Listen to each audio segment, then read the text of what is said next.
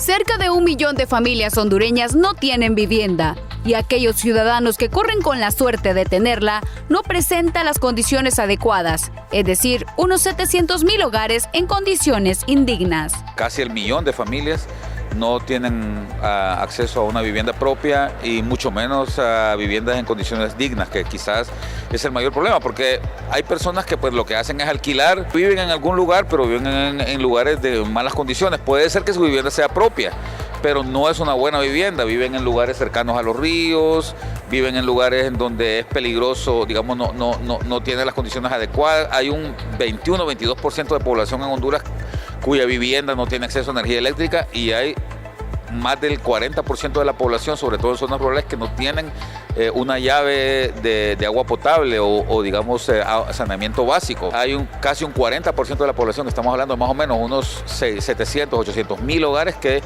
viven en estas condiciones.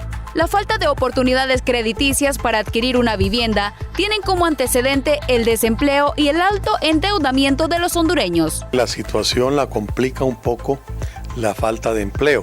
O sea, no hay generación de empleo.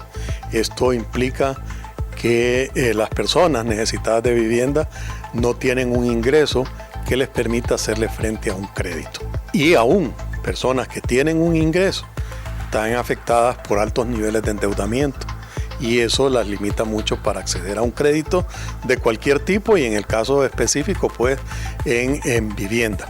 Una casa en óptimas condiciones en una de las ciudades más grandes del país tiene un costo promedio de unos 400,000 empiras, por lo que la suma cada vez se vuelve más inalcanzable para aquellos hogares con un ingreso menor a los 3 salarios mínimos. O sea, una vivienda más o menos en condiciones dignas en Tegucigalpa o en San Pedro Sula, por ejemplo, en alguna de las ciudades, debe andar en un rango de entre 400,000 y 600,000 empiras para que sea una vivienda digna y una vivienda buena. Y para eso requeriría la familia tener un ingreso de entre 25 y 30,000 empiras, ¿verdad? Habría que ver cuántas familias tienen realmente un ingreso de ese tipo, considerando las personas que trabajan en el hogar.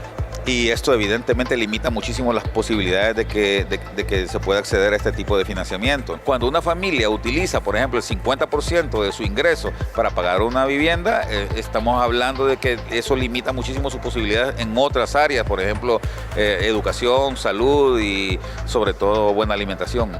Del millón de familias que necesitan una vivienda, esta cantidad se reduce por la capacidad de pagar una casa, es decir, unas 100,000 familias que tienen la capacidad de hacerlo. La necesidad de vivienda la podemos definir en los términos que usted quiera, como le dije, de entre 1 millón hasta 1,5 millones.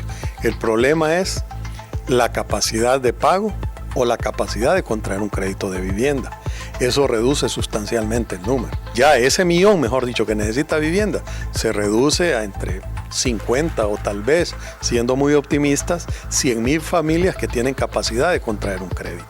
Las zonas rurales aún presentan oportunidad de vivienda para aquellos hogares que tienen hasta 2 salarios mínimos. Definitivamente en las ciudades cada día se encarece más el acceso a la vivienda. En la zona rural todavía nosotros hemos financiado vivienda de alrededor de 220,000 empiras, una vivienda bastante digna. Los asalariados en Honduras son unos 2 millones, de los cuales 100,000 ganan el salario mínimo, 1.600.000 ganan más del salario mínimo y 300,000 ganan menos del salario mínimo. En la actualidad, el primer grupo es el que se encuentra con mayores posibilidades de poder optar a una vivienda en promedio con condiciones dignas, con plazos máximos de pago de hasta 15 años. Para HCH Noticias, con imágenes de Gerson López, les informó Nirvana Velázquez.